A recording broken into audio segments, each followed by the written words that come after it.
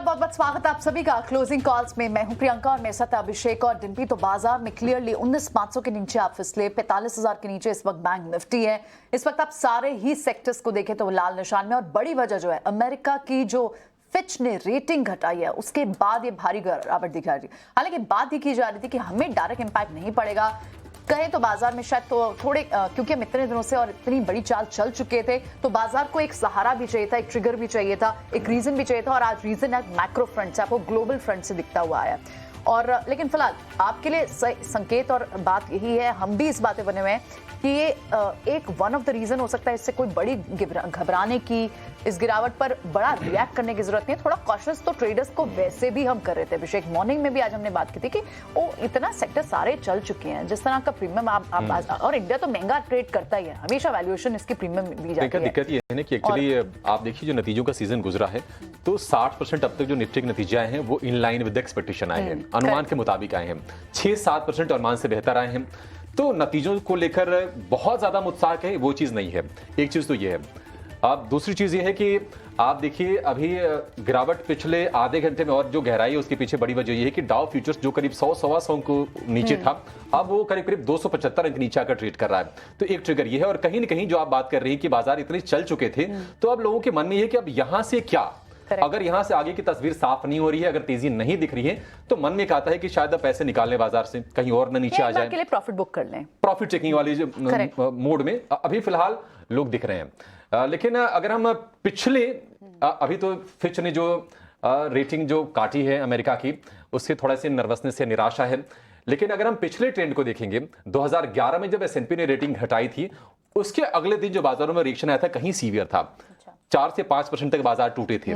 तो आज देखना होगा कि डाउ से क्या संकेत निकल कर आता है, क्योंकि ये आंकड़े तो आज सुबह सुबह आए हैं। तो डाउ बड़ा क्रुशियल होगा और उस आज रात को बहुत उस घबराहट से बचने के लिए भी कहीं ना कहीं आज हम बाजार में देखने के लोग जो गेंस में रहे होंगे थोड़ा सा किनारा कर रहे हैं अपने आप को बाजार से। करेक्ट। लेकिन एक बार शरद के पास चलते हैं। शरद ने भी कुछ डेटा प्रिपेयर किया है कि जो फिच की ओर से अमेरिका की रेटिंग घटाने से जो दुनिया भर के बाजारों में, सिर्फ आप इंडियन मार्केट्स को नहीं देख रहे, आप एशियन मार्केट्स को भी देखें, वहां रिएक्शन हो रहा है। ये जो जोरदार गिरावट देखने को मिल रही है, फिच ने अमेरिका की रेटिंग घटाई क्यों है, कितना बड़ा मामला है, कितना गंभीर मामला है, सारी रिसर्च रिपोर्ट एक बार शरद तैयार है लेकर। शरद बताएं। जी बिल्कुल, सबसे पहले मैं बता दूं कि फिच ने जो है अमेरिका की उनकी रेटिंग है, सॉवरेन रेटिंग, उसको घटा दिया है। AAA पहले था, अब जो है AA कर दिया है, AA+ कहेंगे। और याद रखिए ऑफ कोर्स बढ़ते कर्ज के ऊपर जो है इंपॉर्टेंस रहेगा, लेकिन याद रखिए ये दूसरा सबसे बड़ा कट देखने मिल रहा है। S&P जो है 2011 साल में जो है उन्होंने रेटिंग कट किया था और उसमें जो सीमा थी वहाँ पे AAA रेटिंग कट करके जो करंट रेटिंग है AA+ वही लाया था। तब ये जो है सॉवरेन रेटिंग की डाउनग्रेड देखने मिली है। लेकिन इसका रीज़न क्या है, ये इंपॉर्टेंट बात है। फिच ने जो घटाया यूएस की रेटिंग, इसका इंपॉर्टेंट फैक्टर ये है कि कर्ज के लगातार बढ़त और ऑफ कोर्स वर्ल्ड वॉर 2 के लेवल्स के बाद जो डेट लेवल्स थे वो सबसे हाईएस्ट देखने मिले यूएस मार्केट्स में। और सरकार ने जो है जो गवर्नेंस स्टैंडर्ड्स है उस पर भी चिंता जनाया गया है। और याद रखिए महंगाई और मंदी, इन दोनों की जो है आगे बढ़ते हुए जो है आशंका के कारण भी जो है ये ओवरऑल इम्पैक्ट देखने मिला है। अब हम बात करेंगे यूएस की रेटिंग घटने की क्या जो है मायने हैं। और याद रखिए अमेरिका के जो फेडरल बजट है उसमें डेफिसिट देखने मिल सकते हैं, यानी जो उनकी जो बैलेंस शीट होती है उस देश की, वहाँ पे प्रेशर आपको देखने मिल सकता है। और सरकार की जो कर्ज के लिए क्या होगा, फाइनेंसिंग कॉस्ट होते हैं वो ओवरऑल बढ़ सकते हैं पूरे देश के लिए। और याद रखिए अमेरिका के जो इकोनॉमी के निवेश है वहाँ पे भरोसा घट सकता है, तो उसके कारण उनके जो स्टॉक मार्केट्स है वहाँ पे भी फ्यूचर्स में आप देख रहे हैं गिरावट देखने मिल रही है। और overall Asian markets, European markets, यहाँ पे भी जो लाल निशान में ट्रेड हो रहे हैं। लेकिन ये रेटिंग घटाने के जो कह सकते हैं बाइडेन की प्रशासन की भी एक स्टेटमेंट आई है, वो भी अब सुन लेते हैं। वहाँ पे वो कह रहे हैं कि जो डेटा है वो बैकडेटेड डेटा है और इस पे आगे जाते हुए कोई बड़ा इम्पैक्ट जो है नहीं होना चाहिए। और याद रखें कि इम्पॉर्टेंट है कि इसकी जो है ओवरऑल इकोनॉमी में बड़ी इम्पैक्ट नहीं आ रही है और बेरोज़गारी दर जो है अभी भी नीचे है। और देखा जाए तो आगे जाते हुए जो फेड रेट की जो हाइक्स है वो भी पॉज कर सकते हैं। तो ये जो है रिटेलिएशन आया है आपके यूएस के गवर्नमेंट के साथ। लेकिन अब बात कर लेते हैं कि एक बार जो अनाउंसमेंट आई थी 2011 में, उसके बाद यूएस मार्केट्स में क्या हुआ। वहाँ पे आप डाउ जोन्स ले लीजिए, नास्डाक ले लीजिए, इन दोनों जो मेन इंडिसेस हैं यहाँ पे आप देख सकते हैं जो मैक्सिमम ड्रॉडाउन होता है उसमें अगर फोकस करें तो 19 से लेके 20% तक का गिरावट देखने मिला है। तो इस पे आप देख सकते हैं कि 6 महीना लगता है टोटली अगर पूरा रिकवरी जो होता है उसको देखने के लिए। और आप देख सकते हैं ऑलमोस्ट 108 सेशन की जो है गिरावट आई थी और 80 सेशन जो आप कह सकते हैं जहाँ पे रिकवरी देखने मिली थी। लेकिन अब बताते हैं कि उस समय क्या था बाजार का माहौल और अब क्या माहौल है, उस पर हम फोकस करते हैं। और यहाँ पे हम इम्पॉर्टेंट बात करेंगे यूएस 10 साल की यील्ड को लेके, उसमें क्या डिफरेंसेस देखने मिली थी। अब यहाँ पे देख सकते हैं अभी 4% पे है और लास्ट टाइम 3.2% था। ब्रेंट की बात करें तो वो $110 प्रति बैरल के ऊपर था और अभी भी एलिवेटेड लेवल्स पे रिसेंटली गए हैं 86 पे। सोना की बात करें तो ग्लोबल मार्केट्स में जो है ऑलमोस्ट आप कह सकते हैं $5,600 प्रति आउंस और अभी जो है लगभग 2000 के करीब है। और डॉलर इंडेक्स की बात करें तो यहाँ पे एक बड़ी उछाल देखने मिली है, 75 था और अब जो है 102 के ऊपर है। ठीक है, शुक्रिया शरद। तो उस वक्त क्या स्थिति थी 2011 में जब एस&पी ने रेटिंग डाउनग्रेड किया था अमेरिका की क्रेडिट रेटिंग, और अब क्या स्थिति है? जमीन आसमान का फर्क है। जो क्रूशियल जो इंडिकेटर्स होते हैं उसमें आप काफी बड़ा डाइवर्जन, बहुत बड़ा बदलाव देखेंगे। और अपने मेहमानों को अब शामिल कर लेते हैं शो में।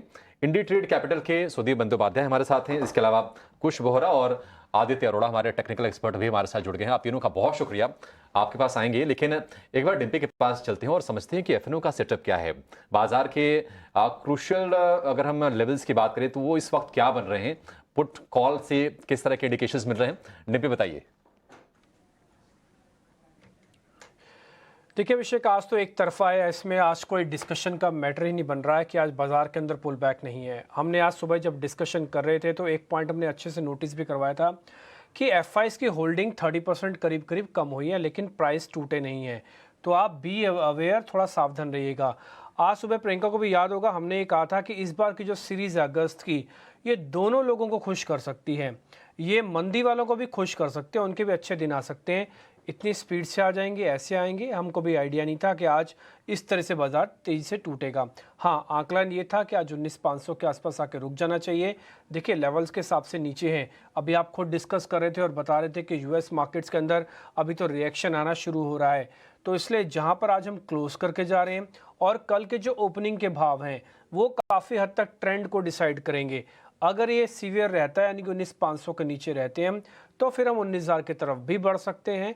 और अगर हम यहाँ पे किसी तरह से मैनेज कर लेते हैं तो फिच का भूत 2 ही दिन में उतर जाएगा। हालांकि इससे कहीं ज़्यादा मार्केट के पास और इंडिकेटर्स भी हैं जो चेक किए जा सकते हैं। लेकिन एक चीज़ बिल्कुल याद रखिए, मार्केट के पास फटीक थी, फटीक उतारने के लिए रीजंस चाहिए होते हैं। ये एक रीज़न हो सकता है, इसको सॉफ्ट लैंडिंग का या हार्श लैंडिंग का है, ये अगले कल तक आपको काफ़ी हद तक पता लग जाएगा। चांसेस ज़्यादा है कि हार्ड लैंडिंग नहीं होगी, थोड़ी सॉफ्ट लैंडिंग से ही मामला रुक सकता है, क्योंकि आर्ली चार्ट पर भी बहुत ज़्यादा या बड़े डैमेज तो अभी नहीं होते दिख रहे हैं। आपने तीनों मेहमानों को इंट्रोड्यूस भी किया है, एक बार मैं ही उनसे उनका एक व्यू पॉइंट भी ले लेता हूं। पहले सुदीप सर के पास आते हैं और उनसे ज़रा एक फंडा व्यू लेते हैं, उसके बाद फिर हम टेक्निकल्स के बारे में चर्चा करेंगे। सुदीप सर, बहुत शुक्रिया समय देने के लिए। इस समय हमको क्या देखना चाहिए? ये फिच की वजह से जो गिरावट आई है मार्केट में, ये एक अपॉर्चुनिटी है जिनसे पहले लॉस्ट हो गई थी, या फिर एक सीवियर प्रॉब्लम है जो ग्लोबली अब अपना असर दिखाएगी? और भारत भी तो कपल्ड है। जी डिम्पी, आप सही कह रहे हो। ये जो फिच का प्रॉब्लम है ये ग्लोबल है, पर हम लोगों को ये लगता नहीं है कि ऐसा कोई बहुत बड़ा भयंकर प्रॉब्लम है, क्योंकि एक कुछ हद तक जो सारे फैक्टर्स फिच ने साइट किए हैं वो सारे फैक्टर्स वेर वेल नोन। सबसे बड़ी प्रॉब्लम तो है कंटिन्यूअसली वो डेट सीलिंग वाला इशू, जो हर साल एक ब्रिंकमैनशिप जैसा पॉलिटिकल एस्टैब्लिशमेंट में होता है, अपोजिंग पॉलिटिकल पार्टीज, वो उसको हाईलाइट फिच ने किया है और रेटिंग घटाया है। हम लोगों को नहीं लगता है कि इसका कोई बहुत बड़ा असर होगा। हाँ, ये न्यूज़ मार्केट में आया है, थोड़ा नर्वसनेस, थोड़ा प्रॉफिट बुकिंग, थोड़ा सेलिंग, ये सब हो रहा है। इंडियन मार्केट के लिए मैं डिम्पी मानता हूँ सबसे बड़ा इशू ये है कि अगर आप Q1 के कॉर्पोरेट रिजल्ट्स पे ध्यान देंगे तो रिजल्ट्स मिले जुले हैं और रिजल्ट्स में ऐसा कोई ब्रेकआउट परफॉर्मेंस कहीं से नहीं आया, किसी सेक्टर से नहीं आया। तो सवाल ये आता है कि मार्केट की इस लेवल के से आगे कैसे जाएगा। ऐसा कोई ब्रेकआउट परफॉर्मेंस, ब्रेकआउट सेक्टर दिख नहीं रहा है। इसके कारण थोड़ा कंसोलिडेशन मार्केट के लिए हेल्दी है, ये मैं मानूंगा। तो थोड़ा बहुत करेक्शन जिसका जिक्र भी हो रहा था कि शायद एक करेक्शन का इंतजार था, एक ट्रिगर का इंतजार था, और वो ट्रिगर मिल गया है S&P फिच का डाउनग्रेड के जरिए। ओवरऑल मैं ये मानूंगा कि अगर कोई निवेशक मीडियम टू लॉन्ग टर्म का नजरिया से मार्केट में है तो उनके लिए अच्छा अपॉर्चुनिटी है गुड क्वालिटी स्टॉक एक्वायर करने का। ये जो करेक्शन है इसका अपॉर्चुनिटी लेके, क्योंकि पहले जो लेवल था वहां पे शायद बहुत ही रिचली वैल्यूड बहुत सारे कंपनीज दिख रहे थे। अब करेक्शन के बाद शायद वो अट्रैक्टिव बन जाएंगे खरीदने के लिए for long term investors. Right, ठीक है, बिल्कुल एब्सोल्युटली संदीप, आपसे बात करते रहेंगे क्योंकि बात तो है क्वालिटी स्टॉक्स आपको ऐसे समय पर ही किसी ना किसी एक्सीडेंटल वे से ही आपको जब अच्छे लेवल्स पे मिलते हो तो आपको बाय करने चाहिए। आगे ट्रेडिंग बेट्स भी हमारे एक्सपर्ट्स से हम बात करेंगे, लेकिन at the same time quickly address कर लेते हैं जो नंबर्स आ रहे हैं। अडानी विल्मर के आज नंबर आने थे और रेवेन्यू फिगर्स थोड़ी घटी है। वाई फिगर्स आप देखें 14,724 से घटकर अब 12,000 समथिंग आई है, यानी और मुनाफा भी घटा है। इनफैक्ट नहीं, मुनाफे के मुकाबले घाटे में आई है कमती, ठीक है।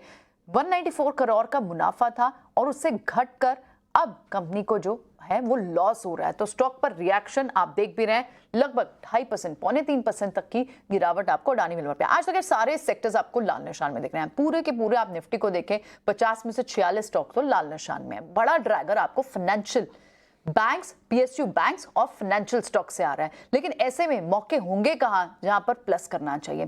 कुश और आदित्य अरोड़ा दोनों हमारे साथ हैं, उनसे बात करते हैं। कुश, क्विकली आप कहां पर वैल्यू बाइंग करेंगे यहां पर, या फिर अभी बहुत शॉर्ट लिव्ड हो सकती है ट्रेडिंग कॉल्स? इस वक्त शॉर्ट का व्यू बनाना आसान है या फिर थोड़ा सा पोजिशनल व्यू रखें तो लॉन्ग बेट्स भी ले सकते हैं? क्या करना चाहिए? तो Priyanka, very good afternoon to you and सारे दर्शकों को भी वेरी गुड आफ्टरनून। पहले क्या नहीं करना चाहिए ये मैं बता सकता हूँ। पैनिक नहीं करना चाहिए। ध्यान रखें कि इंडेसिस जो है, Nifty itself has gone up 8% in about a month and half. June and से लेके mid July, end of July तक में हम 8% इंडेक्स पे चल चुके थे। तो थोड़ा करेक्शन आना बिल्कुल लाजमी है। मैं जानता हूँ 19,500 के सपोर्ट जोन के नीचे हम ट्रेड कर रहे हैं, बट अब निफ्टी का जो अगला सपोर्ट जोन है वो भी बहुत ज्यादा दूर नहीं है, विच इज एट 19,300। तो जब तक ये होल्ड कर रहा है थोड़ा सा ट्रेंड रिवर्सल हो सकता है। बायस of course very clearly negative है, बट मैं कहूंगा यहाँ पैनिक ना करें। अगर आपने पोजीशंस लास्ट 1-1.5 महीने में कुछ भी बनाई होंगी इंडेक्स पे या सम सर्टेन स्टॉक्स पे, तो आप अभी भी प्रॉफिट में बैठे होंगे।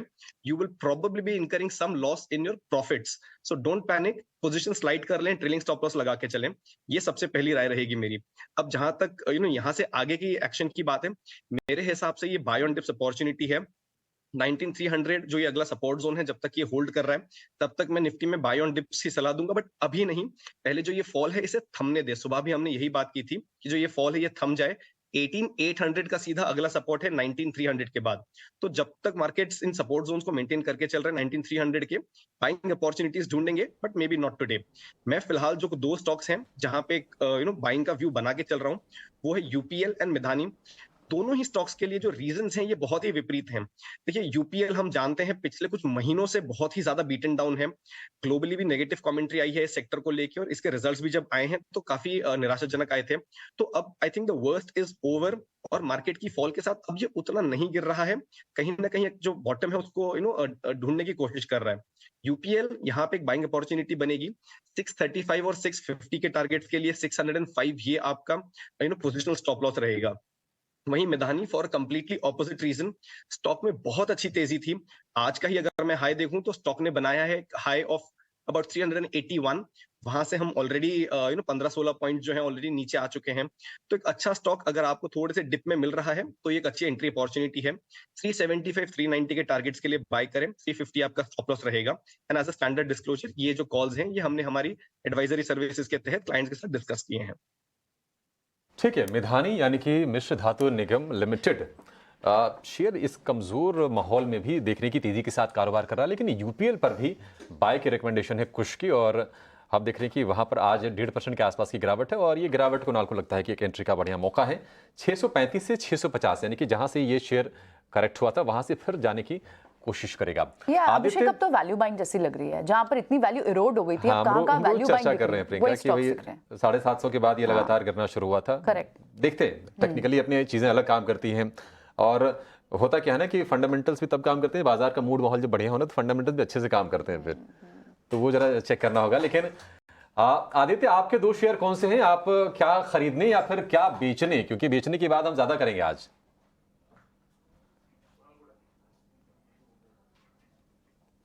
आदित्य, अनम्यूट कीजिए अपने आप को। Good afternoon Abhishek ji, thank you for having me on the show. देखिए, मेरा ऐसा मानना है कि बाजार में अभी थोड़ा सा आपने जैसा बोला कि मंदी के ट्रेड की ज्यादा बात करेंगे, तो बिल्कुल अभी हम बेयर्स की पकड़ में है बाजार, तो थोड़ा और गिरावट आ सकती है, 50 से लेके 150 पॉइंट की और गिरावट भी आ सकती है शायद। और स्टॉक स्पेसिफिक बाजार चलेगा तो जो मार्केट ब्रेथ थी काफी वाइड थी, अभी कम हो चुकी है। स्टॉक स्पेसिफिक बाजार चलेगा।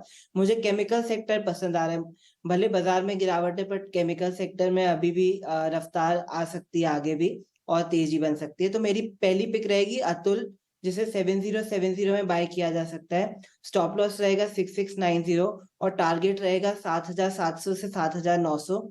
दूसरी पिक रहेगी नवीन फ्लोरो, जिसे 4568 में बाय किया जा सकता है। 4300 का रहेगा स्टॉप लॉस और 5000 से 5200 का रहेगा टारगेट। डिस्क्लोजर ये है कि मैंने दोनों स्टॉक्स मेरे क्लाइंट्स को रिकमेंड किया है, तो आप अपने फाइनेंशियल एडवाइजर से एक बात करके ही कोई फाइनेंशियल डिसीजन लें। राइट, तो जहां पर थोड़ा सा वैल्यूएशन का कंफर्ट है या फिर जो पिटे हुए शेयर्स थे और वहां पर आपको देखें तो वहां इतना इरोजन नहीं दिख रहा है। यूपीएल और नवीन फ्लोरीन, तो यानी केमिकल स्पेस से ज्यादा कॉल्स आ रही हैं, और अतुल लिमिटेड एक कॉल रहेगी जहां पर खरीदारी की राय रहेगी आदित्य की। ठीक है, लेकिन इस बीच ऑप्शंस के सहारे आप कहाँ ट्रेड कर सकते हैं? रिस्की बेट होती है, इसलिए अपने फाइनेंशियल सलाहकार से जरूर, वित्तीय सलाहकार से बात जरूर करें। लेकिन हमारे साथ इस वक्त रुद्रा मूर्ति बन गए हैं, उनसे हम बात करते हैं आज के ऑप्शन का चैंपियन, कहाँ उनको मौका दिख रहा है।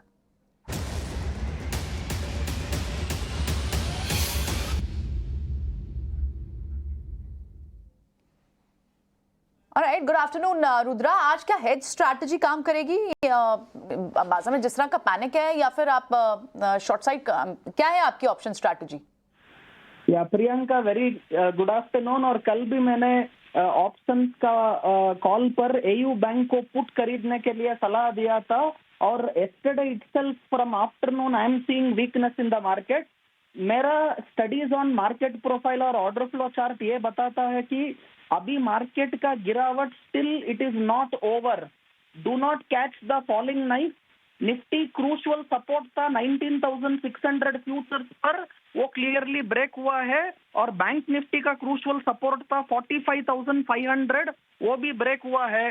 तो I feel this fall will continue and I will remain on the short side. मेरे को आज के लिए एक्सिस बैंक पर पुट ऑप्शन को लेने के लिए सलाह देता हूँ। 20 रुपीज पर एंट्री करना है, 950 का पुट ऑप्शन, टारगेट है 40 रुपी और स्टॉप लॉस रख सकता है इसके लिए 15 रुपी, और इसका टोटल प्रीमियम है 12,500 रुपी। मैक्सिमम प्रॉफिट 100% ऑफ इन्वेस्टमेंट, वही 12,500, और इसका स्टॉप लॉस सिर्फ 3,125 पर लॉट के लिए होता है। अगेन, नॉर्मली ऑप्शन ट्रेडिंग में I maintain a risk reward of at least 1:4, so that out of 4 calls, even if 3 call goes wrong, 1 call is right, still you will be in break even. So risk reward बहुत important होता है option trading पर, और risk management और stop loss भी बहुत ध्यान से रखना है। तो मेरे को एक्सिस बैंक 925 तक आ सकता है, and this is a good opportunity to sell in future, नहीं तो पुट ऑप्शन को खरीद सकता है। 925 तक का आप डाउनसाइड देखते हैं एक्सेस में, इन द मनी होंगे अगर आप 950 की पुट को खरीदेंगे जो 20 रुपए पे इस वक्त ट्रेड कर रही है।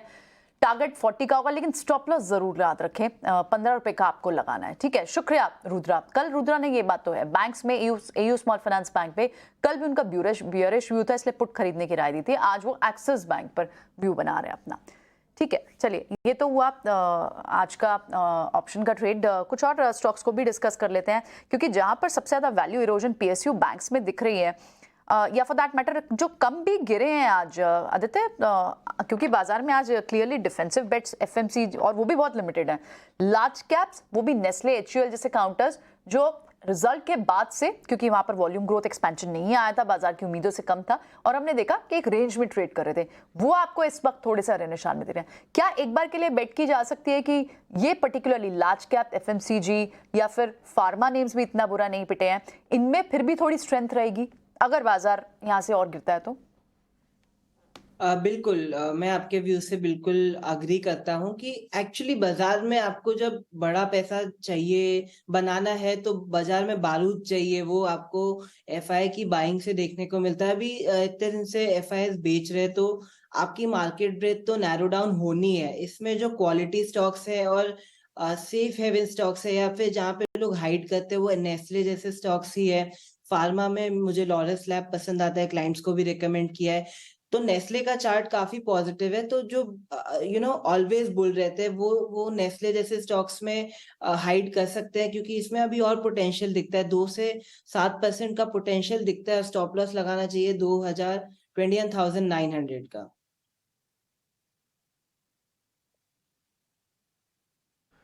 ठीक है, तो हम देख रहे हैं कि आज फार्मा में एफएमसीजी में हल्की सी बाइंग है, लेकिन निफ्टी के अगर आप 50 शेयरों को देखेंगे तो सिर्फ 3 शेयर ऐसे हैं जहां पर आपको हरा निशान दिखेगा। हरा निशान मैं इसलिए कह रहा हूं क्योंकि कहीं भी 1% की भी तेजी नहीं है, 1% तो ज्यादा है। हाँ, डीवीएस लैब 1% ऊपर है, बाकी नेस्ले, एचयूएल ये हल्की से गेंस के साथ 0.25% से लेकर 0.5% की तेजी के साथ ये ट्रेड कर रहे हैं। लेकिन ऑटो नंबर्स आने के बाद हम देख रहे हैं कि हाहाकार मचा हुआ एक तरह से ऑटो शेयरों में। हीरो मोटो, टाटा मोटर्स, आयशर, ये तमाम शेयर टूट रहे हैं। और वो शेयर जो खूब चले थे, जहां पर हमने लंबी रैली देखी थी, अगर हम मेटल की बात कर लें, थोड़ी सी, बहुत लंबी तो नहीं कहेंगे बट मेटल फिर भी चल रहे थे। इसके अलावा पावर स्टॉक्स वो टूट रहे हैं। तो बाजार में प्रॉफिट टेकिंग वाला सिनेरियो प्रियंका साफ साफ दिख रहा है। एक तो खैर कमजोर सेंटिमेंट है, हाँ। तो उनको आप कहने सही कह रहे हैं, बहाना एक मिल गया है कि अच्छा फिलहाल साइडलाइन पे बैठे रहे। लेकिन क्या ये बाजार की गिरावट और गहराएगी? चार्ट्स क्या कह रहे हैं, कौन से लेवल्स अहम होंगे, ये बताने के लिए एक बहुत ही इंटरेस्टिंग पैटर्न, एक बहुत ही इंटरेस्टिंग चार्ट लेकर हमारे साथ जुड़ गए हैं हमारे खास expert in house Kunal Bothra. Kunal, बताइए आपको क्या लग रहा है, क्या सेंस मिल रहा है? आप तो दिन भर नजरें गड़ा के आज बैठे होंगे बाजार पर। जी नहीं, एक्चुअली मैं वॉकआउट पे था आज बिकॉज मेरा मानना था कि शायद ये सेलिंग इंटेंसिफाई हो सकती है सेकेंड हाफ में। बट जो लास्ट 4 महीने में हमने देखा कि इंडेक्स एक पर्टिकुलर ट्रेंड मेंटेन करता है। हम जल्दी कहते हैं कि जब ट्रेंड रिवर्स हो जाता है, जब एक बिहेवियर रिवर्स होती है, हर ट्रेंड की बिहेवियर होती है। लास्ट 4 महीने का पैटर्न जब 17,000 के नीचे इंडेक्स था मार्च 2023 में, तो एक कंसिस्टेंट बिहेवियर जो इंडेक्स शो कर रहा था वो था कि ये जो ब्लू लाइन है, ब्लू मूविंग एवरेज लाइन है, जो 20 डे मूविंग एवरेज है, उसको बार बार इंडेक्स प्रोटेक्ट कर रहा था। तो अगर हमने देखा कि बहुत बार ऐसा हुआ है कि इंडेक्स ने करेक्शन दिया, बट वो करेक्शन 20 डे मूविंग एवरेज के आसपास आके स्टॉल हो जाता था और वहां से इंडेक्स ने एक नया है बनाया। इस बार 19,500 का लेवल इंपॉर्टेंट क्यों था? बिकॉज ये 20 डे मूविंग एवरेज को कोइंसाइड कर रहा था। आज अगर आप देखो तो ये कैंडलस्टिक के हिसाब से कि हमने इस ब्लू लाइन को तोड़ दिया है, तो ये इंडिकेशन है कि पोजिशनली ट्रेंड रिवर्स हो चुका है इंडेक्स में। तो यहां से जो slow and steady gradual down trend आ सकता है इंडेक्स में। बट क्या ये इंडिकेशन है कि हम इमीडिएटली शॉर्ट जाए इंडेक्स पे? तो जो नेक्स्ट चार्ट है वो है इंडिया विक्स। ये भी बहुत ही क्लासिकल ऑब्जर्वेशन है। इंडिया विक्स का अगर हम चार्ट देखें तो उसमें इंडिया विक्स ने अपने 50 डे मूविंग एवरेज को तोड़ा नहीं है अपसाइड में। तो अगर हम सेकंड चार्ट देखेंगे इंडिया विक्स का, तो उसमें इंडिकेशंस है कि जब जब इंडिया विक्स ने अपने 50 डे मूविंग एवरेज को प्रोटेक्ट किया है, तब तक सेलिंग की ये जो करेक्शंस थी वो एब्जॉर्ब हो चुकी थी। ये लास्ट 6 महीने का चार्ट है। इंडिया विक्स ने बार बार 50 डे मूविंग एवरेज के आसपास आया, वहां पे सेलिंग एब्जॉर्ब हो गई, विक्स ने ज्यादा राइज नहीं किया और हमने देखा कि इंडेक्स ने भी मेजर बॉटम्स बनाए। इस बार भी हमने अभी फिलहाल इंडिया विक्स में ब्रेकआउट नहीं दिया है, तो ये इंडिकेशन है कि शायद ये एक शॉर्ट लिफ्ट करेक्शन हो सकता है। जो सेकेंड और जो मोस्ट इंपॉर्टेंट पार्ट है indicators, put call ratio, RSI, जो सेंटिमेंट इंडिकेटर्स और मोमेंटम इंडिकेटर्स, वो भी मेजर ओवरसोल्ड पे आ गए हैं। पुट कॉल रेशियो जो मैंने लास्ट रीडिंग चेक की थी 0.45 पे है और आरएसआई अंडर 20 है। तो ये सारे फैक्टर्स इंडिकेट कर रहे हैं कि एक शॉर्ट टर्म बॉटम है, बट पोजिशनली हमने शायद एक डाउन ट्रेंड स्टार्ट कर लेंगे। कुणाल, एक छोटा सवाल, छोटा जवाब चाहिए हमको, एक 2 लाइन में दे दें तो अच्छा होगा। आज हमने 600 टूटते देखा, 500 टूटते देखा, इस तमाम एनालिसिस के बाद क्या हम इस कंक्लूजन पर पहुंचे कि 400 नहीं टूटेगा? जी हाँ, मेरा मानना है कि 19,400 नहीं टूटेगा और उसके पहले हम एक बाउंस देखेंगे इंडेक्स में। ठीक है, तो ये एनालिसिस और अपनी तरह से काम करते हैं, जो भी टेक्निकल पैरामीटर्स होते हैं, जो भी चार्ट्स होते हैं, पैटर्न्स जो बिल्डअप होते हैं, वो उनकी नज़र होती है बड़ी पारखी हमारे एक्सपर्ट्स की, और आपको सारी की सारी वो चीज़ें बता भी देते हैं। लेकिन इंट्राडे अगर हम बात करें तो थोड़ी सी रिकवरी जरूर है, बहुत थोड़ी सी कहेंगे, क्योंकि अभी भी आपको 250 अंकों की गिरावट दिख रही होगी, लेकिन 19,423 से चल के अब ये इंडेक्स है 19,486 पर, यानी कि तकरीबन 60 अंकों के आसपास की रिकवरी बाजार में आ गई है। लेकिन जरा अब ऑटो स्टॉक्स के बारे में बातचीत करते हैं, और सुदीप सर आप बताइए जरा, क्योंकि आज हम देख रहे हैं कि जो बड़ी गिरावट है ना इन्हीं में दिख रही है, हीरो मोटो, टाटा मोटर्स। आपको क्या सेंस मिल रहा है, क्या इस कमजोरी में, क्योंकि बहुत सारे पैक्स ऐसे होंगे जहां पर बहुत शार्प रिएक्शन आएंगे नीचे की तरफ, मौके कहीं बन रहे हैं किसी को एंट्री करनी हो, या फिर कहीं लगता है कि बस शायद छूट गई थी अब मौका फिर से मिल रहा है? देखिए, मैं तो ये कहूंगा कि पहले आपको कौन सा कंपनी का प्रोस्पेक्ट अच्छा लगता है वो देखना पड़ेगा, उसके बाद ही एंट्री का डिसीजन लेना चाहिए। सिर्फ प्राइस गिर गया इसीलिए एंट्री लेना सही नहीं होगा। तो हीरो मोटोकॉर्प के बारे में मैं ये कहूंगा कि कंटिन्यूअसली इनके नंबर्स एक्सपेक्टेशन के नीचे आ रहे हैं एवरी मंथ, और अभी तो इस बार भी नंबर्स बहुत ही कमजोर आए हैं। तो हीरो मोटोकॉर्प्स की तो फॉर द टाइम भी मैं दूर रहने की ही सलाह दूंगा। रूरल डिमांड रिकवरी जिसकी बात हो रही है वो अभी तक शायद पूरी तरह से हुआ नहीं, और अनसीजनल रेंज के कारण जो उनका मैनेजमेंट का एक्सप्लेनेशन था, जो आंकड़े आए हैं व्हीकल सेल्स के, वो बिल्कुल ही निराशाजनक है। तो इसीलिए मैं हीरो मोटो से दूर रहने की सलाह दूंगा। अगर अपॉर्चुनिटी लेके किसी को खरीदारी करनी है तो महिंद्रा एंड महिंद्रा का मैं जिक्र करूंगा। जो सारे जो बॉक्सेस हैं वो टिक कर रहे हैं, राइट बॉक्सेस टिक कर रहे हैं। सिर्फ एक क्वेश्चन मार्क आया था, जो कि इन्होंने वो रत्नाकर बैंक के आरबीएल के शेयर्स खरीदे थे और उसका कोई सही तरह एक्सप्लेनेशन नहीं मिला, उसके चलते प्राइस थोड़ा टूटा था। पर बाकी जो सारे जो लक्षण है, ट्रैक्टर सेल्स जबरदस्त हो रहा है, एसयूवी में जो नए मॉडल्स लॉन्च किए हैं वहाँ पे अच्छा ट्रैक्शन है, ईवी में तेज काम हो रहा है, ईवी बैटरी का यूनिट, जो रिफर्बिशिंग यूनिट इन्होंने तमिलनाडु में चालू किया है, उस करने का ऐलान किया है, वो भी बहुत अच्छा स्टेप है ईवी मैन्युफैक्चरिंग के दिशा में, और जो कि मार्केट को पसंद है। तो महिंद्रा में खरीदारी की सलाह देंगे। मारुति से भी फॉर द टाइम बिंग हम दूर रहने की सलाह दे रहे हैं। इसका कारण बोर्ड मीटिंग, अगला बोर्ड मीटिंग का इंतजार करेंगे, जहां पे वो क्लैरिफाई होगा कि जो सुजुकी का जो प्लांट, गुजरात का प्लांट खरीद रहे हैं, उसके कंपनी के ऊपर क्या असर होगा, कितना कंसिडरेशन पे खरीदेंगे और क्या फाइनेंशियल्स पे असर होगा, वो थोड़ा समझना है। तो मारुति से भी दूर रहने की सलाह दूंगा। अगर कोई अग्रेसिव इन्वेस्टर है तो मैं शायद बजाज ऑटो में खरीदारी की सलाह दूंगा, क्योंकि बजाज के अगर आंकड़े देखें, डोमेस्टिक नंबर्स ठीक ठाक थे, पर इंटरनेशनल जो ग्लोबल एक्सपोर्ट सेल्स है वहां पे इनका नंबर ठीक नहीं था, और उसके बहुत सारे कारण हैं, इसी के लिए नंबर नीचे आए हैं। पर उम्मीद ये है कि ये सेल्स, इंटरनेशनल सेल्स भी बहुत जल्द पिकअप हो जाएगा। तो कोई एग्रेसिव इन्वेस्टर अगर पोजीशन लेना चाहे तो बजाज ऑटो में भी पोजीशन ले सकते हैं, क्योंकि उम्मीद है कि अगले महीने से नंबर्स ठीक ठाक आना चालू होगा।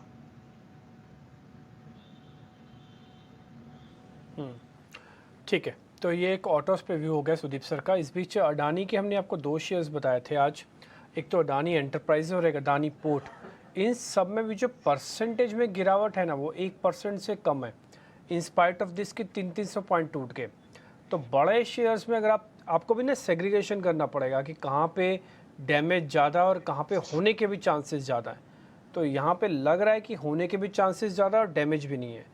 दूसरा एक पॉइंट हमने सुबह उठाया था, वो था वोल्टास का शेयर, और एक चंबल फर्टिलाइज़र। चंबल में तो कहा था कि थोड़ा समय लगेगा, बट वोल्टास थोड़ा ज़्यादा ठीक लग रहा है। अगर आज आप वोल्टास को भी देखेंगे ना, तो इस बाज़ार की पार्टिसिपेशन नहीं हुआ इसमें।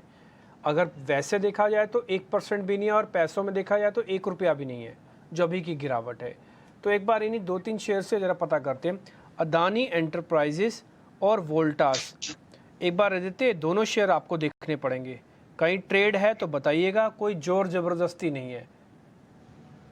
डिम्पी जी, मानना पड़ेगा कि आपकी जो स्टॉक ढूंढने की नज़र है बहुत ही बेहतरीन है, बहुत अच्छे स्टॉक्स आप ढूंढते हैं। तो मेरा भी बाय रहेगा अदानी एंटरप्राइज पे, और मुझे लगता है कि ये बड़े मूव से पहले एक तैयारी कर रहा है, कंसोलिडेशन में है।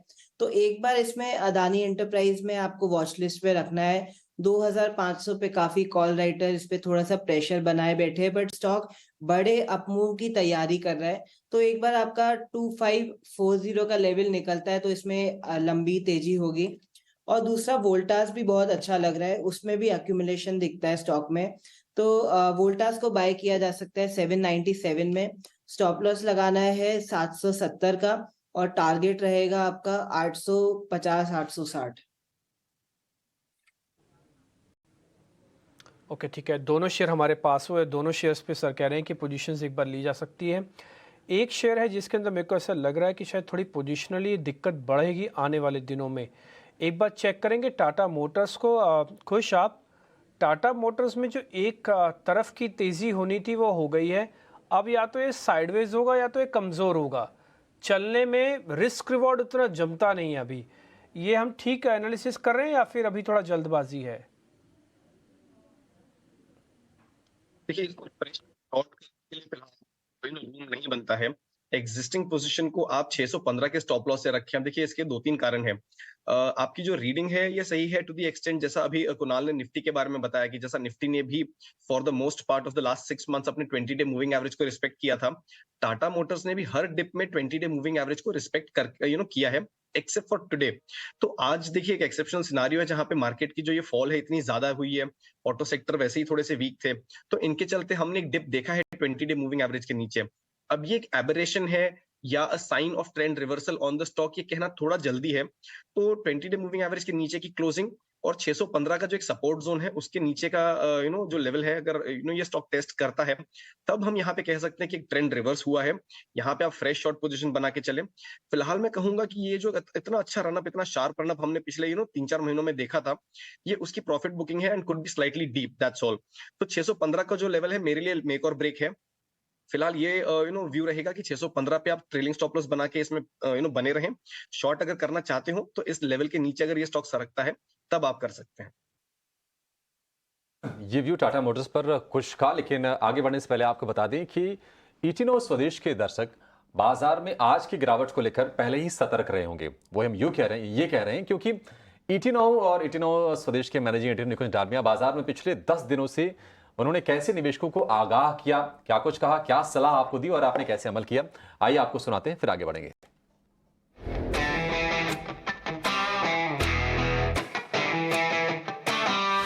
अब आप क्या भाप पा रहे हैं? क्या चाल में धीमापन होगा या अब आपको लगता है कि थोड़ा सा और समय बचा है इस मोमेंटम में बने रहने के लिए?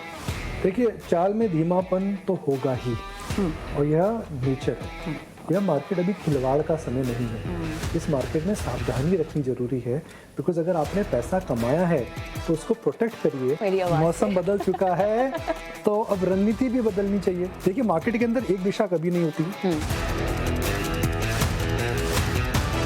Markets always bottom out because of micros. Markets always peak out because of macros. कुछ ही भी कारणों से अगर मैक्रो में थोड़ी गड़बड़ होती है तो मार्केट में जरूर सैलाब आ सकता है। इस हफ्ते में आपको एक ट्रेंड सा जरूर दिख जाएगा कि मार्केट या तो ब्रेकआउट करेगा या फिर रिवर्सल के लिए रेडी है। मुझे लगता है कि ऊपर की जो ट्रिगर्स हैं समय मिसिंग है, क्योंकि ग्लोबल मार्केट्स थोड़े शेकी हैं। अगर करेक्शन आएगा या पॉज आएगा तो बाहर से आएगा, यहाँ से नहीं चालू होगा। बाजार की जो स्थिति है वो थोड़ी सी कमजोर होती जा रही है। निफ्टी बैंक में 1% की गिरावट है। निफ्टी करीब 200 अंक कमजोर हो चुका है। और आपको बता दें कि पिछले 10 दिनों से इटिनो स्वदेश के मैनेजिंग एडिटर निकुंज डालमिया आपको लगातार सतर्क कर रहे थे कि बाजार में अभी आपको संभल कर रहना है, बहुत हैवी पोजीशन नहीं बनानी है।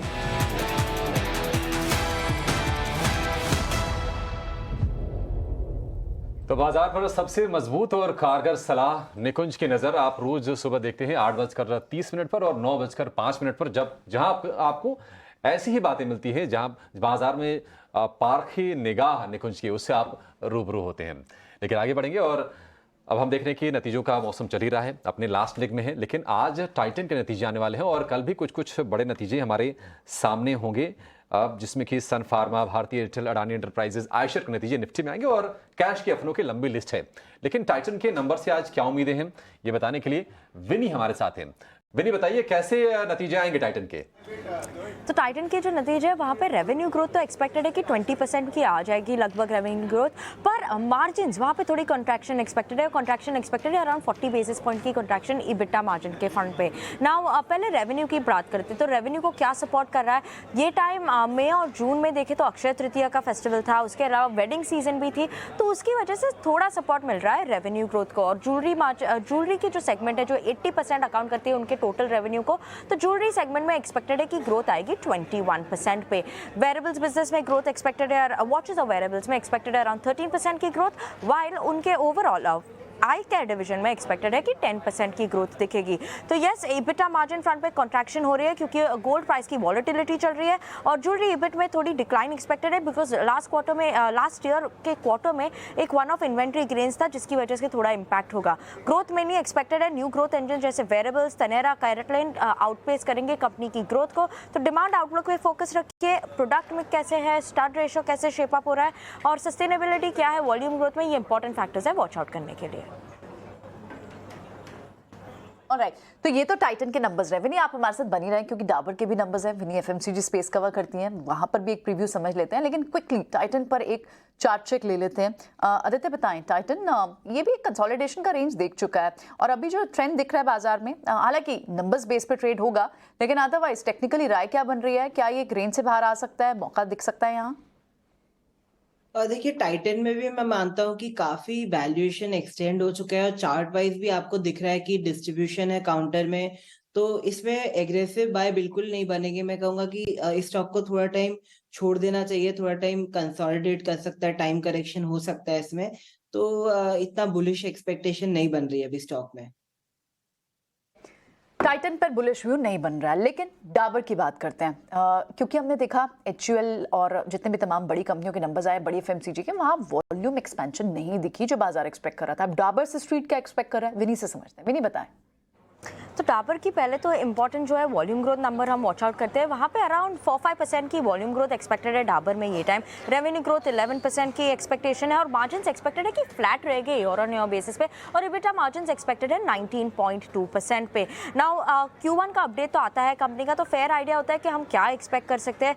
तो एक्सपेक्टिंग है कि double digit revenue growth mainly होगा क्योंकि आउट परफॉर्मेंस और स्ट्रॉन्ग परफॉर्मेंस दिखेगा कंपनी के हेल्थ केयर बिजनेस में, ओरल और हेयर केयर बिजनेस में, और म्यूटेड परफॉर्मेंस होगी बेवरेज पोर्टफोलियो में क्योंकि वो समर पोर्टफोलियो था, तो समर सीजन में थोड़ी अनसीजनल रेन की वजह से थोड़ा इंपैक्ट हुआ था सब कंपनीज के समर पोर्टफोलियो, तो बेवरेज पोर्टफोलियो में थोड़ी इंपैक्ट एक्सपेक्ट कर सकते हैं। सॉफ्टनेस है आरएम कॉस्ट में, तो उसकी वजह से सपोर्ट हो रहा है मार्जिन्स को क्योंकि एड स्पेंड्स हो गए थे इंक्रीज, पर yes because of the softness in RM cost margins expected है कि फ्लैट ही रहेंगे ये टाइम।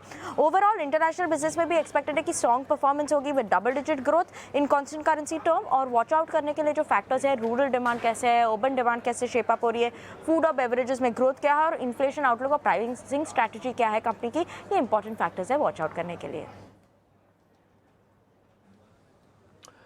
ओके ठीक है विनी, बहुत शुक्रिया, थैंक यू वेरी मच ये सभी के सभी अनुमान बताने के लिए। एक बार जरा डाबर पे भी आउटलुक ले लेते हैं। सुदीप सर, एक बार डाबर पे आपका अनुमान क्या है? कंजम्पशन का एक बैरोमीटर है, ये ऐसा एक एफएमसीजी कंपनी है जिसका करीबन 50% से भी ऊपर सेल्स टेक्निकली रूरल इंडिया से आता है। तो अगर डाबर के सेल्स के आंकड़े ठीक ठाक आ रहे हैं और एक्सपेक्टेशन से को बीट करता है, तो ये माना जाएगा कि एटलीस्ट जो एफएमसीजी क्षेत्र में रूरल कंजम्पशन वापस आया है। तो ये बहुत इंपॉर्टेंट होगा हम लोगों के लिए वॉच करना कि डाबर का सेल्स के नंबर्स कैसे आते हैं। ऑफ कोर्स जो अनसीजनल रेन के कारण समर पोर्टफोलियो थोड़ा सफर किया है, वो सारे एफएमसीजी कंपनीज का और सारे कंपनीज का किया है, वो तो एक्सपेक्टेड ही है। पर बाय एंड लार्ज हम लोग एक्सपेक्ट कर रहे हैं कि एक्सपेक्टेशन के लगभग करीब नतीजे आएंगे। मार्जिन पे थोड़ा ध्यान रखना पड़ेगा और बाकी ओवरऑल रिजल्ट ठीक ठाक ही लग रहा है। अगर कोई एग्रेसिव इन्वेस्टर एफएमसीजी क्षेत्र पे बेट लेना चाहता है तो उनके लिए डाबर और एचयूएल, क्योंकि एचयूएल का भी बहुत बड़ा हिस्सा पोर्टफोलियो का रूरल इंडिया में है, तो इन दोनों क्षेत्रों में हम तो कम काउंटर पे हम बेट लेने की सलाह देते हैं क्योंकि रूरल रिकवरी हम लोगों को लगता है हैज टू हैपन। सामने इलेक्शंस आ रहे हैं, सरकार की तरफ से जबरदस्त एफर्ट किया जाएगा ताकि रूरल इनकम बढ़े और रूरल इकोनॉमी में बहुत सारा पैसा उपलब्ध हो जाए। तो इसके कारण हम लोग एफएमसीजी कंपनीज जो रूरल इंडिया फोकस्ड है वहां पे ध्यान देने के लिए सलाह दे रहे हैं। ठीक है, आपकी लिस्ट में डाबर है, आपकी लिस्ट में HUL भी है, तो हमने नंबर्स बता दिए, सर का एक व्यू आपके सामने रख दिया, ये दोनों चीज़ें आपने नोटिस कर ली होंगी। अब शरद को अपने साथ जोड़ रहे हैं, उनसे पहले मैं एक पॉइंट बस आपको मैं क्लियर कर दूं, निफ्टी ने वापस से 19,500 को रीगेन कर लिया है। अब आप रीगेन का मतलब ये ना सोचें कि मार्केट के अंदर सब कुछ ठीक हो रहा है। होता क्या है कि कई बार ट्रैपिंग भी होती है कि आपको क्लोजिंग के लेवल दिखा देंगे और बाद में कल गैप डाउन फिर से हो सकता है, क्योंकि अभिषेक थोड़ी देर पहले बता रहे थे कि डाउ फ्यूचर्स जो हैं वो काफ़ी तेज़ी से नीचे हैं और अब फर्स्ट डे रिएक्शन वो देंगे। तो इसलिए आज की क्लोजिंग को इतनी गंभीरता से ना लें। अगर वो सपोर्ट के ऊपर हो रही है तो खासकर 19,500 और 44,800 के ऊपर बैंक निफ्टी की, क्योंकि अगर कल यूएस के अंदर गैप डाउन आपको मिला कल उनकी वजह से, तो फिर आप ट्रैप हो जाएंगे। भले आज आप खुशी मना रहे हो कि देखिए मैं तो आज फंसा नहीं हूँ। शरद को जोड़ते हैं अपने साथ, वो आपको बताएंगे खबर गर्म है।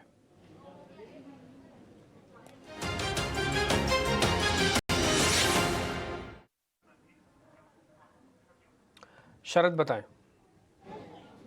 जी बिल्कुल, आरती फार्मा लैब्स जो है फोकस में रहने वाला है। हमारे जो है डीलर से बातचीत हो रही है और ऑफ कोर्स थोड़ी चौतरफा सेलिंग ज़रूर देखने मिल रही है, लेकिन यहाँ पे कुछ सेलेक्ट पॉकेट्स में HNI बाइंग भी आज देखने मिल रही है।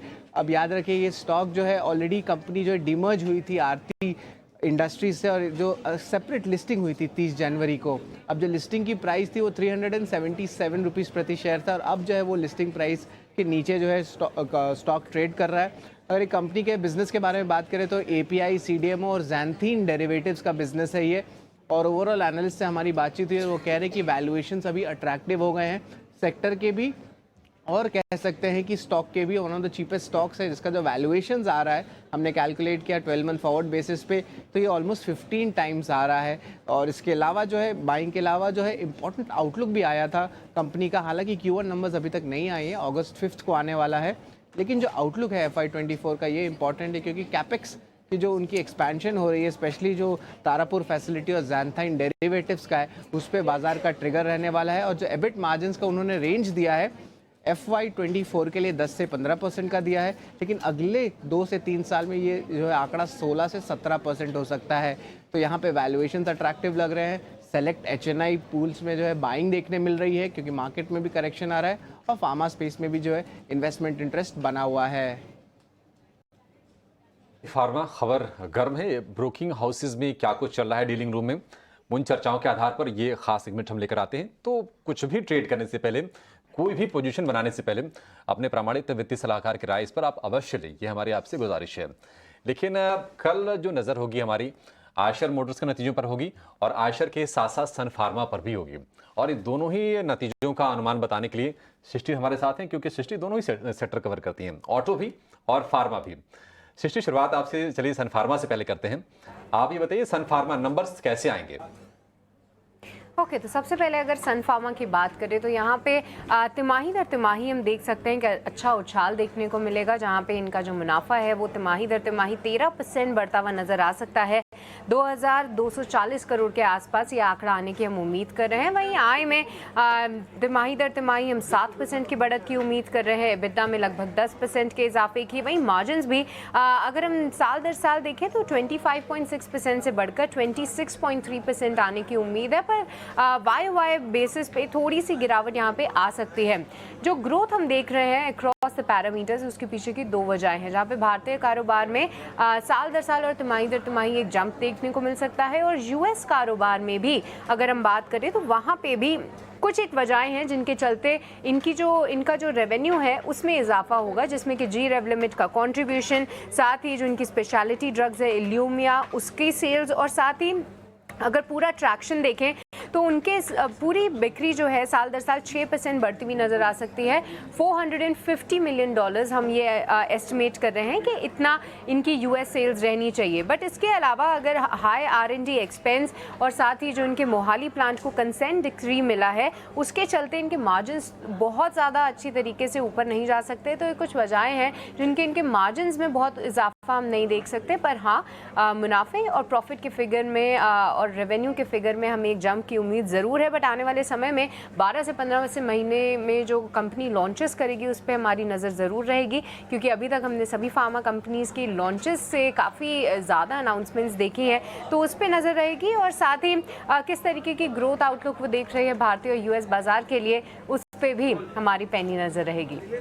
ये तो रहे अनुमान सन फार्मा के चलते। पर अब आयशर मोटर्स की बात करें तो यहाँ पे हमने देखा था कि इनके वॉल्यूम्स में, अगर पूरे आयशर मोटर्स कंसोलिडेटेड वॉल्यूम्स देखें तो साल दर साल 21% बढ़ते हुए नजर आए थे। यहाँ पे अगर रॉयल एनफील्ड के आप वॉल्यूम्स देखेंगे तो तिमाही दर तिमाही एक गिरावट ज़रूर हुई है 4% की, पर आयशर मोटर्स VECV के वॉल्यूम्स में काफ़ी कटौती हुई है 26% की। अगर इसके पूरे नंबर्स देखें हम कंसोलिडेटेड बेसिस पे, तो वहाँ पे हम देख रहे हैं कि इनकी जो आय है वो तिमाही दर तिमाही करीब 6% बढ़ती हुई नजर आनी चाहिए। EBITDA में भी करीब 5.5% की बढ़त की उम्मीद है।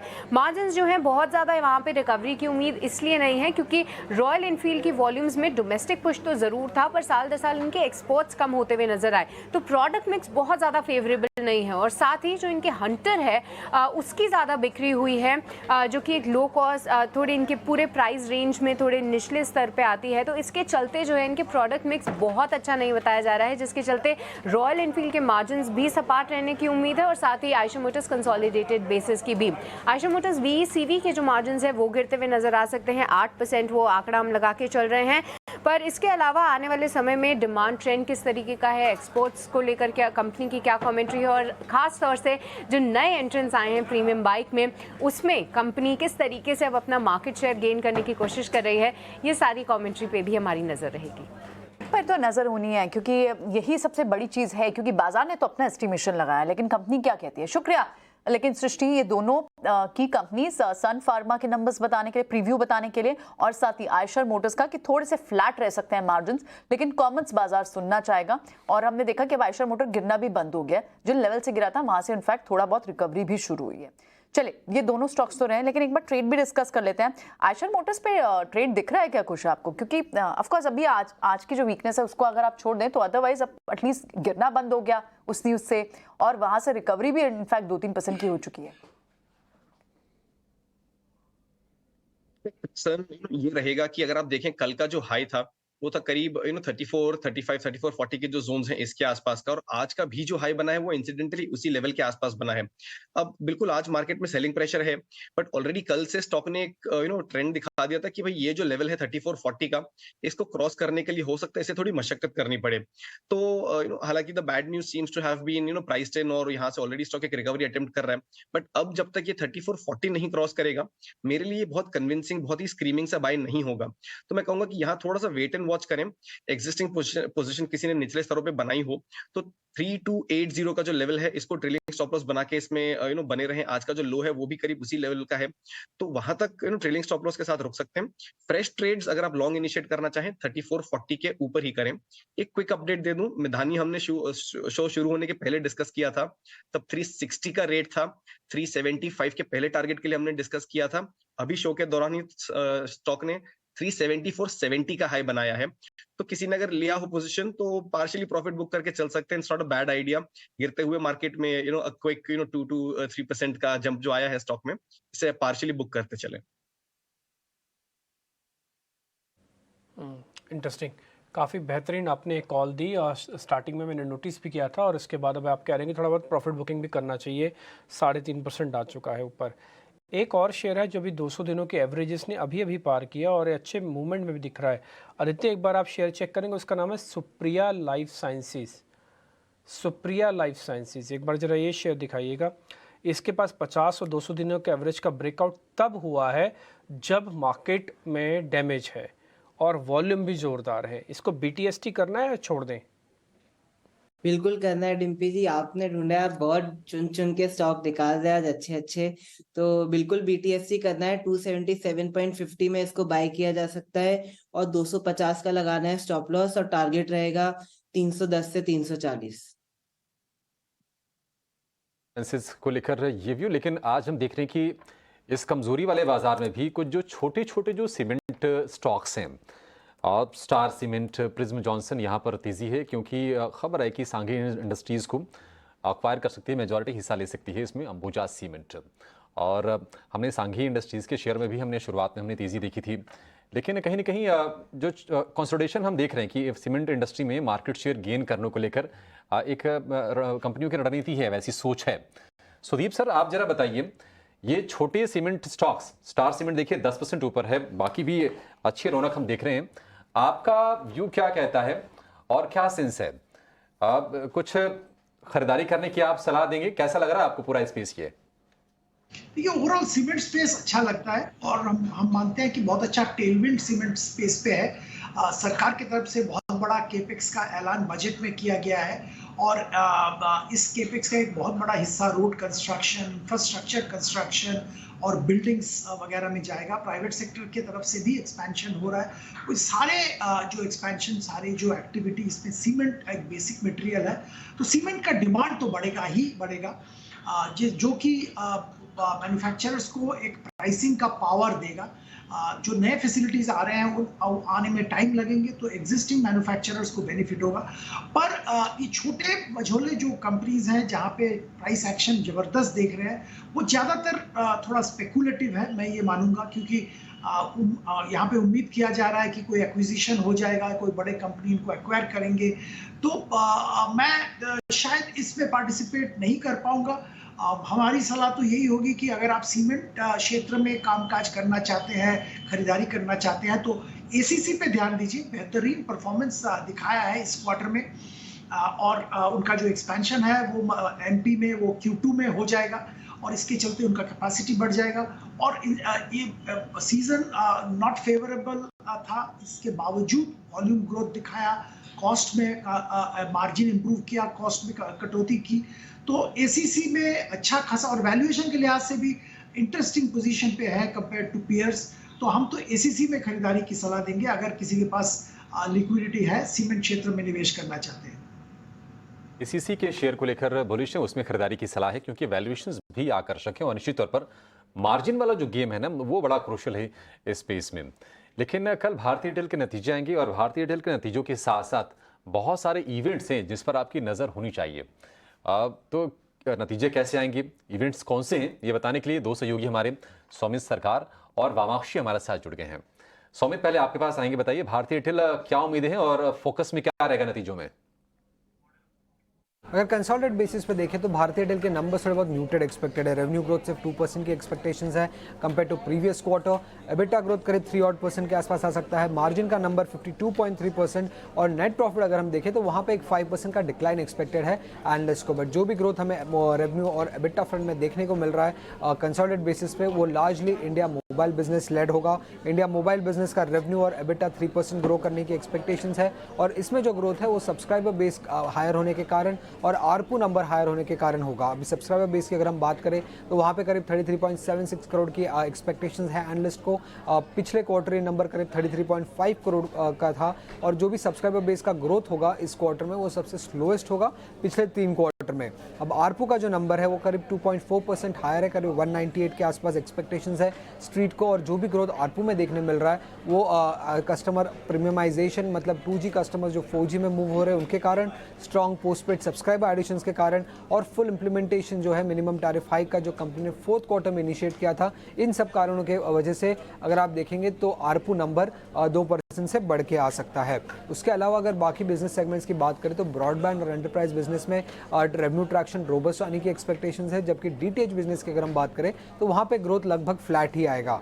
अब एयरटेल अफ्रीका ने नंबर्स अपने कुछ दिन पहले ही रिपोर्ट कर दिए थे और नंबर्स काफ़ी स्ट्रॉन्ग थे, बट कंसोलिडेटेड बेसिस पे एक इम्पैक्ट देखने को मिल सकता है क्योंकि नायरा करेंसी में डिवैल्यूएशन देखने मिला था। अब अर्निंग्स के अलावा किन चीज़ों पर ध्यान रखनी होगी, पहले तो मैनेजमेंट की क्या कमेंट्री आ रही है टैरिफ हाइक को लेके, आगे चल के उनका क्या रिस्पांस है जियो भारत फ़ोन को लेके, कैसे मार्केट शेयर शिफ्ट हो रहा है इंडस्ट्री में, 5G के लिए कैसा ट्रैक्शन देखने मिल रहा है और आगे जाके उनका कैपिटल एक्सपेंडिचर प्लान क्या है, इन चीज़ों पर ध्यान रखनी होगी भारतीय एयरटेल के अर्निंग्स में।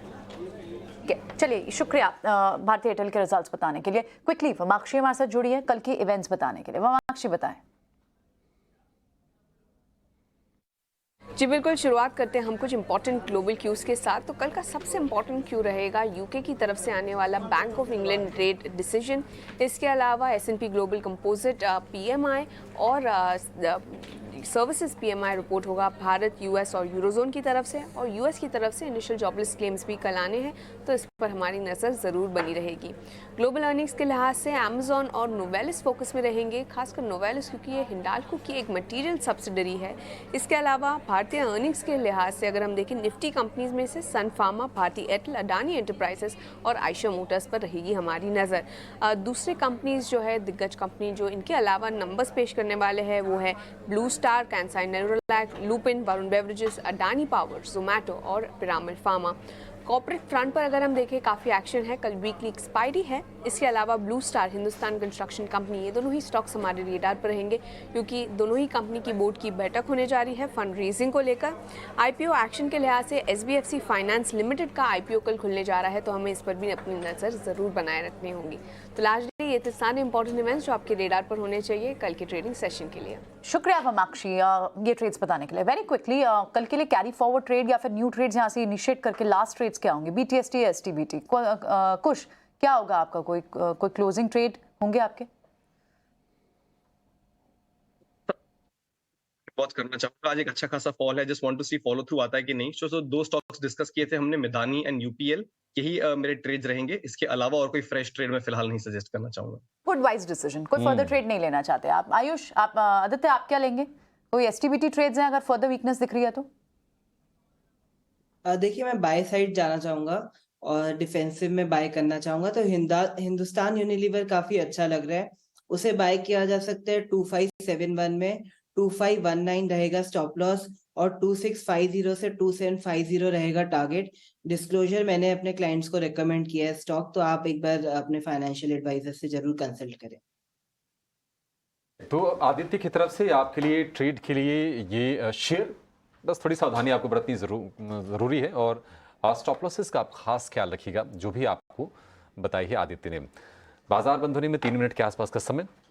अगर आपको हम कहें कि बाजार में अच्छे और बुरे दोनों देखें तो आज तो कमजोरी है, ये थोड़ी बुरी चीज़ है। अच्छी चीज़ अगर आप देखेंगे तो नीचे से निफ्टी 100 अंकों से ज़्यादा की रिकवरी दे चुका है, 19,536। आज हमने 400 लेवल की बातचीत कर रहे थे और जिस वक्त हम कुणाल से समझ रहे थे चार्ट्स को कि आखिर कितनी आशंका है, कितना खतरा है कि 400 का स्तर भी, 19,400 का स्तर भी टूट जाए, उन्होंने साफ साफ कहा था कि उसकी संभावना बहुत ही कम है और वही हमने देखा भी, क्योंकि वही उसी लेवल से बाजार में रिकवरी भी आज में देखने को मिली। तो निफ्टी 19,535 के आसपास, अगर हम सेंसेक्स की बात करें तो उसमें भी रिकवरी ठीक ठाक ही कहेंगे, हालांकि अभी भी 650 अंकों के आसपास की गिरावट के साथ आज सेंसेक्स की क्लोजिंग होने जा रही है। निफ्टी बैंक की बात करें तो 542 अंक कमजोर है निफ्टी बैंक, रिकवरी हालांकि वहां भी है। एडवांस डिक्लाइन के रेशियो थोड़े से सुधरे हैं, लेकिन बाजार में कमजोरी का माहौल है। लेकिन इस कमजोरी को लेकर ET Now स्वदेश के मैनेजिंग एडिटर निकुंज डालमिया ने आपको 10 दिन से आपको आगाह कर रहे हैं कि शायद ग्लोबल बाजारों से ऐसी कोई खबर आ सकती है जिससे बाजारों का मूड खराब हो और बाजार में शायद गिरावट देखने को मिले। आपको साफ साफ शब्दों में आगाह कर रहे थे और आज हमने वो स्थिति देखी जहां पर मूड खराब है। जिस तरह से फिच ने रेटिंग घटाई, अमेरिकी इकोनॉमी की क्रेडिट रेटिंग को रिड्यूस किया, और हालांकि अभी भी इन्वेस्टमेंट ग्रेड है लेकिन थोड़ा सा उससे मूड माहौल खराब हो रहा है, लेकिन इससे आपको हमने पहले ही आगाह कर दिया था। आज के कमजोर बाजार में भी अगर हम शेयरों को देखें, अगर इंडेक्स के लेवल पर, तो डिवीज लैब ये थोड़ी सी 1.5% की मजबूती के साथ ये बंद होने जा रहा है। हालांकि नीचे से देखेंगे तो 3-3.5% के आसपास रिकवरी डिवीज लैब में है। इसके अलावा नेस्ले, HUL, एशियन पेंट्स, कुछ कंजम्पशन वाले शेयर आज फ्लेवर में आते दिख रहे हैं, लेकिन ऑटो स्टॉक्स का मूड खराब रहा। हीरो मोटो, टाटा मोटर, आयशर, ये तमाम शेयर आज कमजोर हैं। कल आयशर के नतीजों पर भी हमारी नजर होगी। लेकिन मेटल, क्योंकि ग्लोबल लिंकेज है तो मेटल टूटे बुरी तरह से। टाटा स्टील आप देख लीजिए, इसके अलावा हिंडाल्को, मेटल माइनिंग में आप कोल इंडिया को भी इंक्लूड कर सकते हैं, तो कोल इंडिया भी 2.25% की कमजोरी के साथ आज क्लोजिंग देने जा रहा है। लेकिन वायदा बाजार की अगर बात करें तो PVR, Laurus Labs, Divi's, Motherson Sumi, कुछ शेयर ऐसे रहे जहां पर आज में बाइंग देखने को मिली इस कमजोर माहौल में भी। लेकिन दूसरी ओर Zee Entertainment, Canara Bank, Piramal Enterprises, BHEL, क्योंकि शेयर ये चला हुआ है, वहां पर मैं 4% के आसपास की कमजोरी देखी। JSPL अगेन मेटल वाला फ्लेवर, इसमें ये कमजोर है। बॉश, ये शेयर भी 4% के आसपास ही कमजोरी दिखा रहा है। लेकिन छोटे मोटे जो सीमेंट स्टॉक्स हैं वहां पर आज हमने रौनक जरूर देखी। स्टार सीमेंट में हमने अच्छी आज तेजी देखी, करीब 7 से 8% की तेजी के साथ ये शेयर क्लोजिंग देने जा रहा है। सुप्रिया लाइफ साइंसेज का जिक्र किया था डिम्पी ने, 5% की मजबूती के साथ ये शेयर आज क्लोज होने जा रहा है और प्रिज्म जॉनसन के अलावा कुछ और सीमेंट स्टॉक्स भी आज मजबूती के साथ आज आपको ट्रेड देकर ये जा रहे हैं। थंगामाइल ज्वेलरी हालांकि लगातार ये शेयर चमक रहा है, हम आपको इसको लेकर कहीं ना कहीं सतर्क भी कर रहे हैं। आज भी इसमें करीब अच्छी तेजी रही, करीब 4% के आसपास की, 1200 रुपये के ऊपर ये शेयर निकल गया है। BML 5 स्टार बिजनेस कुछ ऐसे शेयर हैं जहां पर हमने 2 से 3% के आसपास की तेजी देखी, लेकिन 1% के कट्स और हम देख रहे हैं कि ऊपरी स्तरों से रिकॉर्ड ऊंचाई से करीब 550 पौने 600 अंक नीचे निफ्टी आ गया है। लेकिन अगर आप परसेंटेज के लिहाज से देखेंगे, अगर आप बेस को ध्यान में रख के देखेंगे तो ये गिरावट होती है 2 से 2.5% के आसपास की, तो उतनी सीवियर नहीं है। लेकिन निश्चित तौर पर डाउ फ्यूचर्स हम देख रहे हैं कि 250 अंक नीचे है, तो डाउ फ्यूचर्स के बाद आज शाम को डाउ जोन्स, नैस्डैक, S&P किस तरह की मूव वहां पर होती है, वहां से कैसे संकेत आते हैं, इस पर हमारी नजर रहेगी।